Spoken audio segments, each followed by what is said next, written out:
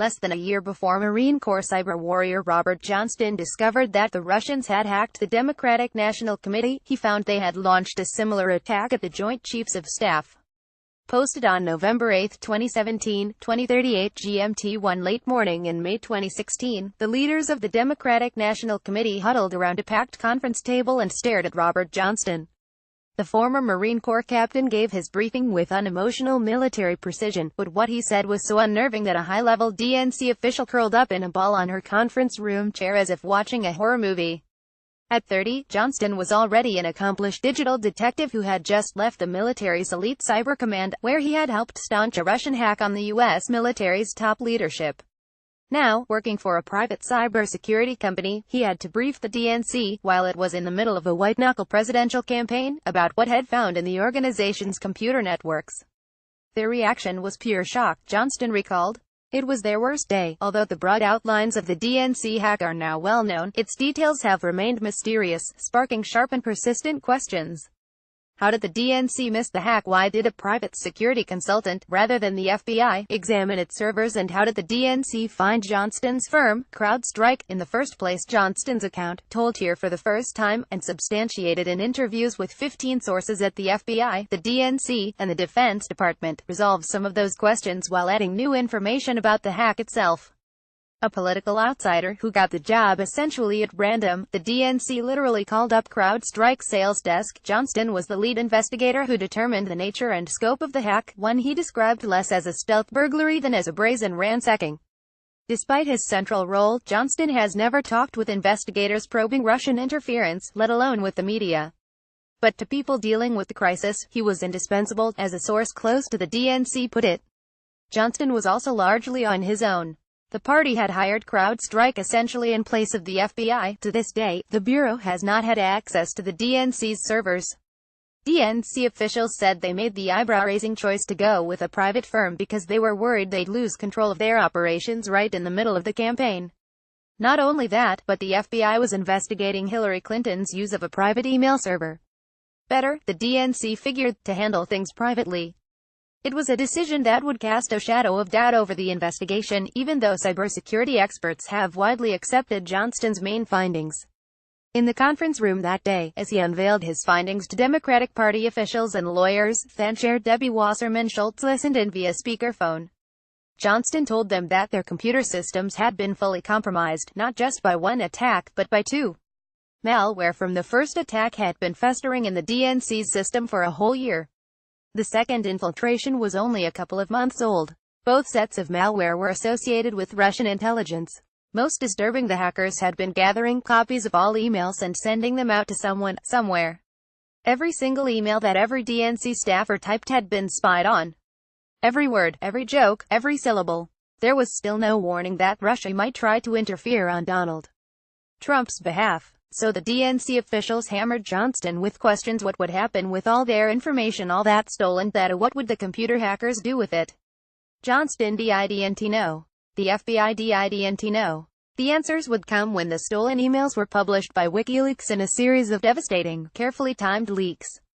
And the implications of what Johnston had found would come later, too. The Russian government may have been actively working against Hillary Clinton to help elect Donald Trump. Growing up, Johnston was a jock, not a cyber geek. He wrestled for his high school in Satellite Beach, Florida, in the 165-pound weight class. As a teenager, one of his unusual hobbies was picking locks with paper clips and hairpins. He had stellar grades, and he was admitted into the Naval Academy in Annapolis, Maryland, in 2004. I never tinkered with computers, he said.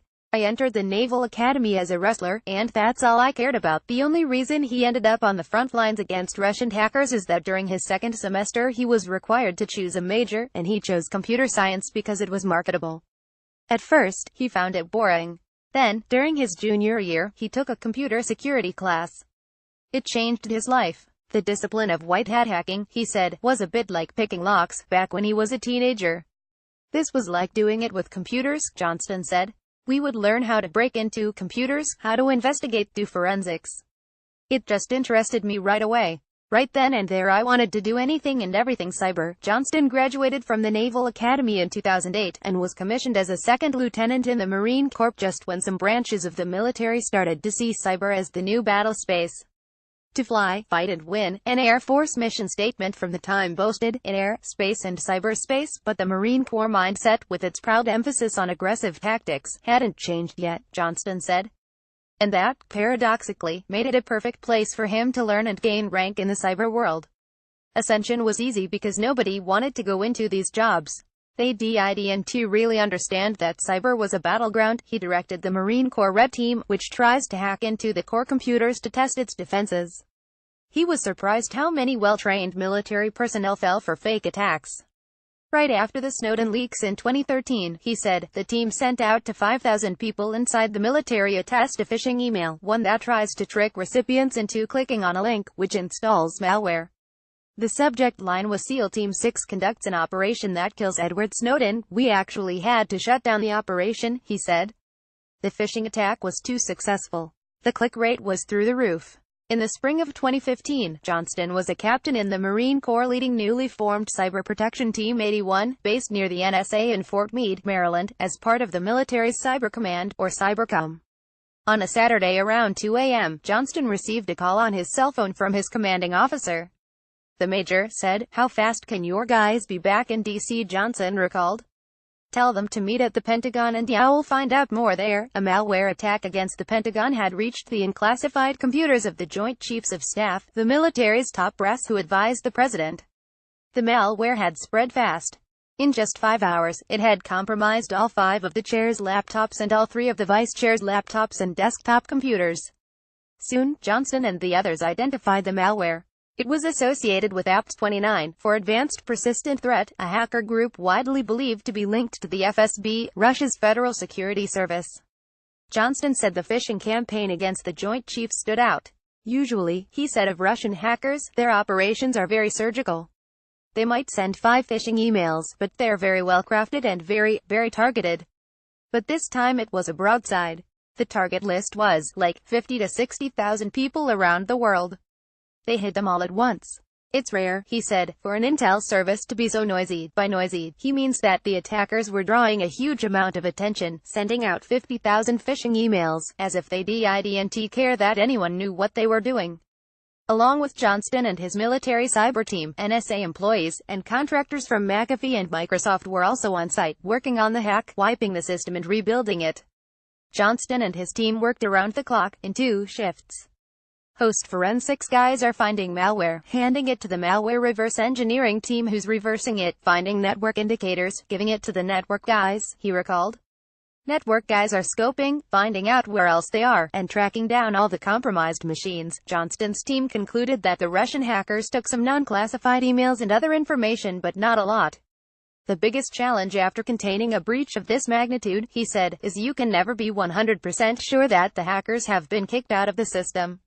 Retired Lt. Gen. Mark Bowman, who oversaw cyber at the Joint Chiefs at the time, worked closely with Johnston on the operation. He told BuzzFeed News, "We had to build the network back from bare metal.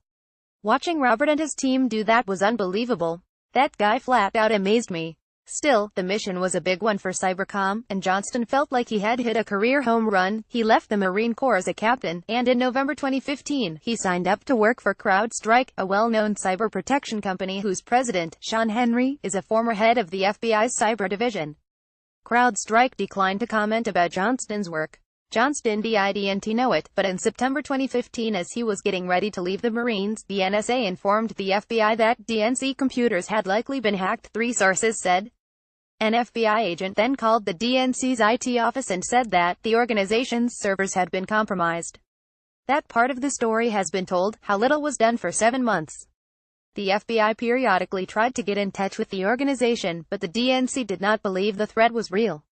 Finally, in April, the DNC IT department became convinced that there was a problem, and top Democratic officials became worried. But even then, they didn't call the FBI. They called the sales desk at CrowdStrike.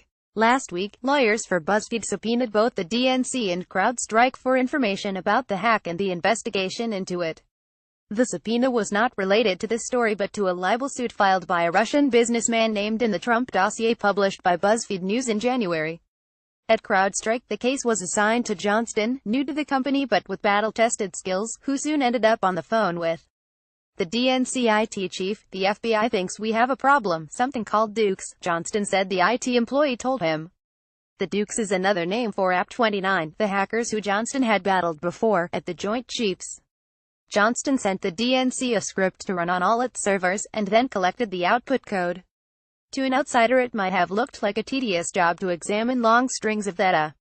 But within an hour Johnston had an unmistakable string of computer code, sabotaged that didn't belong in the system. It was executable file paths, evidence of programs that didn't belong there. They stood out like a shiny wrench left in a car engine. And in fact, Johnston had seen this particular piece of code before, back when he was at the Pentagon. So it was easy to recognize this nemesis. He knew who had sent it by the telltale signatures.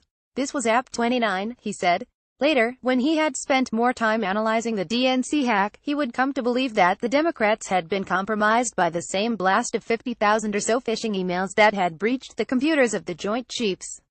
When he briefed the DNC in that conference room, Johnston presented a report that basically said, "They've balled up data and stolen it." But the political officials were hardly experienced in the world of intelligence. They were not just horrified but puzzled. "They're looking at me," Johnston recalled, "and they're asking, what are they going to do with the data that was taken back then?" No one knew. In addition to AP29, another hacking group had launched malware into the DNC's system. Called AP28, it's also associated Russian intelligence. Andrei Soldatov, a Russian investigative journalist and security expert, said it's not crystal clear which Russian spy service is behind each hacker group, but like many other cybersecurity investigators, he agreed that Russian intelligence carried out the attack. "So," Johnston said, "I start thinking back to all of these previous hacks by Russia and other adversaries like China. I think back to the Joint Chiefs hack. What did they do with this data? Nothing. They took the information for espionage purposes. They didn't leak it to WikiLeaks." So, Johnston recalled, that's what he told the DNC in May 2016. Such thefts have become the norm, and the hackers did not plan on doing anything with what they had purloined. Johnston kicks himself about that now. "I take responsibility for that piece," he said. The DNC and CrowdStrike, now working with the FBI, tried to remove all remaining malware and contain the problem. And they decided on a public relations strategy. How could the DNC control the message? Nothing of that magnitude stays quiet in the realm of politics, Johnston said. We needed to get in front of it. So, Johnston said, in a story confirmed by DNC officials, CrowdStrike and the DNC decided to give the story to the Washington Post, which on June 14, 2016, published the story Russian government hackers penetrated DNC, stole opposition research on Trump. "I thought it was a smart move," Johnston said. "But it may have backfired." One day after the Post article, a Twitter user going by the name Guccifer 2.0 claimed responsibility for the hack and posted to the internet materials purportedly stolen from the DNC's server. Johnston thinks the Washington Post story changed the tactics of the cyber attackers. "We accelerated their timeline. I believe now that they were intending to release the information in late October or a week before the election," he said. "But then they realized that we discovered who they were. I don't think the Russian intelligence services were expecting a statement and an article that pointed the finger at them." A month later, in late July 2016, WikiLeaks began to release thousands of emails hacked from the DNC server. Those leaks, intelligence officials would say, were carefully engineered and timed. The stolen emails wreaked havoc. Wasserman Schultz, then the chair of the DNC, was replaced by Donna Brazil, who just published a new book, Hacks, about the Russian break-in at the DNC. CrowdStrike did a remarkable job helping the DNC remediate our system post-hacking. Sadly, we should have known more, but that's all part of history, Brazil told BuzzFeed News. Johnston wrapped up his work with the DNC in July 2016.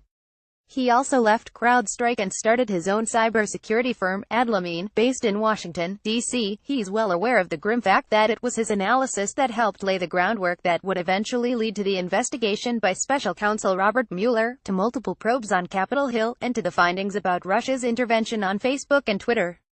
If the DNC hack hadn't been traced to Russia, much that might never have emerged. Johnston has managed to maintain a low profile for the last year and a half, even as Washington has obsessed over Trump and Russia.